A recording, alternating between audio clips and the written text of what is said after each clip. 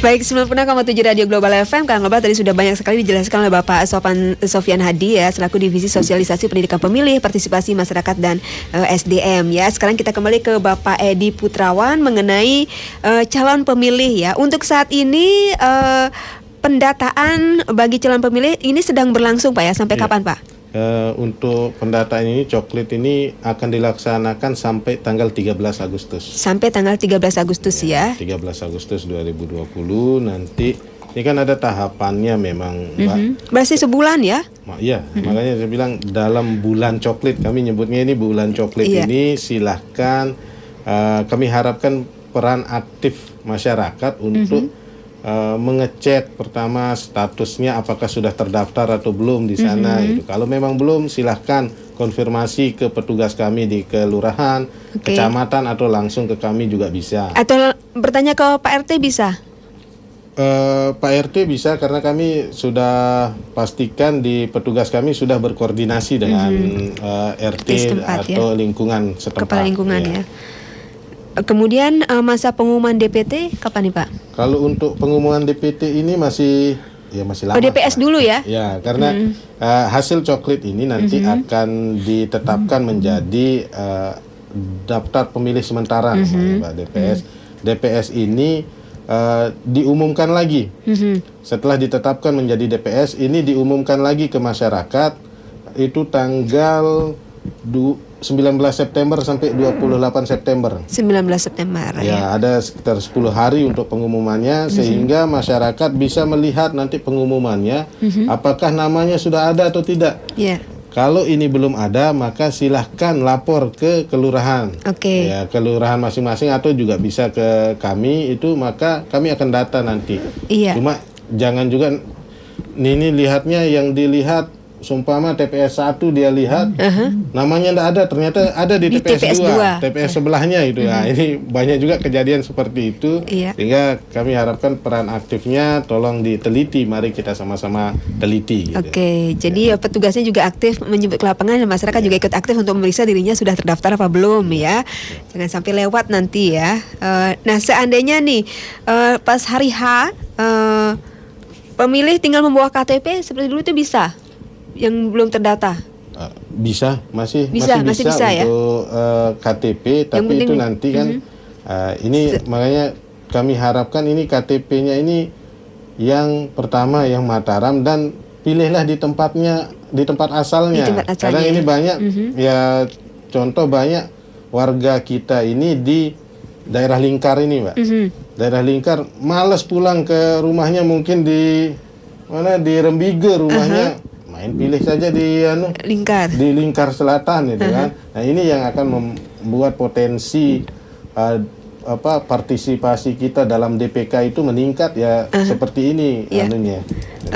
Karena seperti pemilihan misalnya Pilpres waktu itu kan banyak yang nggak terdata. Jadi katanya boleh nanti pas hari H bawa KTP saja, tunjukkan yang penting bisa.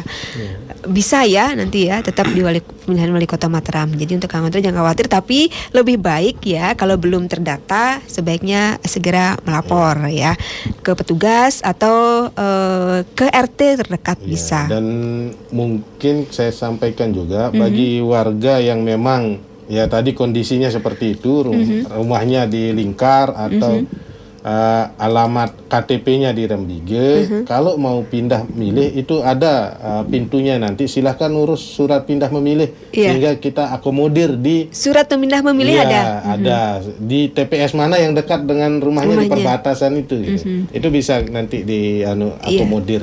Bisa diberikan surat pindah memilih juga oleh petugas ya. Baik, itu tentu saja berkaitan dengan tingkat partisipasi pemilih dalam pilkada tahun ini ya. Berbicara tentang tingkat partisipasi pemilih dalam pilkada tahun 2020 ini, adakah upaya-upaya yang dilakukan oleh KPU untuk meningkatkan partisipasi pemilih untuk menyalurkan hak suaranya, Pak Sofan? Iya, jadi memang salah satu tantangan kita adalah di pilkada di saat pandemi ini adalah bagaimana kita meningkatkan partisipasi pemilih ya. Jadi di KPU sendiri sudah mencoba menggunakan sosialisasi, menggunakan media-media ya, media sosial, kemudian nanti kita akan ada ya baliho, spanduk dan sebagainya. Bahkan kami kemarin sudah rakor dengan tokoh masyarakat, tokoh keagamaan ya, para pimpinan agama, ya semua agama yang ada di Kota Mataram ini, tokoh masyarakat itu sudah kita sama-sama berkomitmen untuk sama-sama mensukseskan gitu ya. Jadi nanti juga tidak hanya dari KPU yang sosialisasi, tapi para tokoh masyarakat, tokoh agama ini juga akan berperan aktif. Tentu nanti bentuknya nanti ya sesuai dengan kondisi di organisasi atau keagamaan tersebut. Dengan jamaah-jamaah misalnya masjid nih, kami sudah berkomitmen kami dengan ketua remaja masjidnya untuk Kota Mataram, maka siap membantu misalnya dengan memberikan pengumuman dan sebagainya. Ini sedang kita upayakan cara-cara bagaimana partisipasi bisa meningkat gitu ya. Ya ini memang harus peran semua kita. Ya untuk meningkatkan partisipasi ini, jangan sampai nanti karena mencoblos di saat pandemi kemudian tidak mau ke TPS. Takut keramaian ya. Iya, padahal petugas kami sudah nanti akan menggunakan APD lengkap gitu ya. Jadi jangan takut ya. Petugas kami juga sehat, insya Allah sehat semua. Sudah diperiksa ya. Ya kalau nggak sehat kita tidak boleh bertugas soalnya gitu kan. Itu yang kita lakukan saat ini sehingga masyarakat juga tidak perlu khawatir. Saya kira banyak sih upaya-upaya kita yang kita lakukan untuk meningkatkan partisipasi ini. Memang termasuk dari kerjasama termasuk ini salah satunya melalui radio ini. Kita lihat salah satu radio global punya masa yang banyak. Betul, gitu kan. Ya. Jadi yang dengar harus milih ya. Gitu. Tapi hanya mendengar kalau bisa, Mbak. Tapi yang mendengar menyampaikan juga. Betul. Bahwa kita akan pilkada tanggal atau mencoblos tanggal 9 Desember 2020. Begitu kan. Dan dari kawan luar juga kita tahu ternyata pas pemilihan bansosnya banyak katanya. Kalau itu memang udah tahu kalau itu ya. Baik, kita di lapangannya. Nah, tadi kan dijelaskan oleh Pak Edi Putrawan mengenai protokol kesehatan yang sudah dilaksanakan oleh petugas PPDP saat melakukan coklat ke masyarakat. Nah, pada saat hari H nanti, protokol kesehatan disiapkan oleh KPU dalam pilkada tahun ini seperti apa? Jadi petugasnya memakai PD seperti petugas PPD ya? Ya, jadi kemudian bilik suaranya itu ada rancangan yang beda tidak? Jadi begini, yang untuk pandemi ini memang semua hal kami siapkan ya. Termasuk nanti akan ada nanti di satu TPS itu akan ada bilik lain, nanti bilik khusus yang kalau misalnya ada, jadi kan ada nanti pemeriksaan. Jadi sebelum pemilih ini masuk akan dicek suhu. Cek suhu ya. Cek suhu pakai termogan itu. Itu kami adakan juga. Itu salah satunya ya. Kemudian itu kalau di atas 37,3 kalau salah 37,3 maka dia harus kita geser di TPS bilik lain gitu kan. Walaupun sebenarnya secara teknis ininya belum detail, tetapi seperti itu. Jadi tidak boleh gara-gara kemudian ya anggaplah 30 suhu naik, tidak boleh milih, kita akan fasilitasi. Jadi memang itulah salah satu yang warga Mataram harus tahu juga ya, bahwa inilah biaya yang besar untuk ini. Karena besar itulah maka sayang kalau masyarakat tidak menggunakan hak pilihnya itu.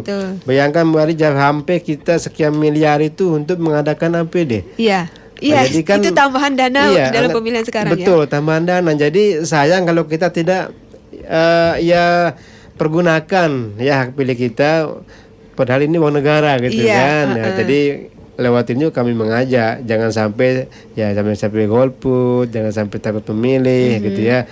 Ya, jadilah pemilih cerdas yang cerdas dalam memilih. Iya, betul sekali. Yang jelas KPU sudah mempersiapkan segalanya, termasuk juga protokol kesehatan. Jadi sampai bilik khusus pun juga sudah disiapkan, sudah direncanakan secara matang kan global ya. Sayang sekali nih waktu bersama kita tinggal beberapa menit saja. Terakhir nih Pak Edi dan Pak Sofian Hadi, apa yang ingin dipesan kepada Kang Global kita untuk suksesnya pemilihan wali kota dan wakil wali kota Mataram tahun 2020 ini, yang bisa dikatakan berbeda dari pemilihan-pemilihan sebelumnya ya. Saya dulu ya. Oke, silakan Pak Sofan. Jadi kami harapkan masyarakat khusus Kota Mataram gunakan hak pilihnya nanti pada hari Rabu tanggal 9 Desember 2020. Kemudian jadilah pemilih cerdas yang cerdas dalam memilih. Jangan money politik, jangan mau dibeli suaranya, tetapi pilihlah nanti pasangan calon berdasarkan kualitasnya lihatlah visi misinya seperti apa, program kerja seperti apa, jangan karena diberikan uang. Dan kami beritahukan juga bahwa kami semua penyelenggara se-Indonesia itu wajib menerapkan protokol kesehatan dalam semua tahapan pemilihan. Jadi itu sudah kami yakinkan sehingga tidak perlu ragu kepada kami KPU, dan tentu kami juga mengharapkan partisipasi aktif dari masyarakat untuk sama-sama kita mensukseskan pemilihan ini, karena pemilihan ini bukan hanya tanggung jawab KPU, tapi sebenarnya semua kita adalah bertanggung jawab terhadap pelaksanaan demokrasi yang baik, terutama khususnya di Kota Mataram. Oke, baik, terima kasih Pak Sofan Supyan Hadi. Selanjutnya Pak Edi Putrawan, silakan. Terima kasih. Melalui ini mungkin kami menghimbau kepada masyarakat, warga Kota Mataram agar lebih aktif juga dalam proses bulan coklat ini, sehingga ketika Anda belum terdaftar dalam daftar pemilih, silahkan hubungi kami, silahkan hubungi petugas kami di bawah, dan insya Allah petugas kami ini sudah dilengkapi semua APD-nya termasuk ID card-nya. Jangan nanti ada yang ngaku-ngaku petugas KPU mencoklit, ternyata tidak ada ID card, tidak ada tanda pengenalnya. Sehingga ini kami himbau, silahkan mari kita sama-sama lindungi hak pilih kita masing-masing, karena satu suara itu menentukan masa depan Kota Mataram. Oke, betul sekali. Baik, terima kasih banyak Bapak Sofan Supyan Hadi selaku Divisi Sosialisasi Pendidikan Pemilih, Partisipasi Masyarakat dan SDM dari KPU Kota Mataram. Terima kasih kehadirannya Pak Sofan.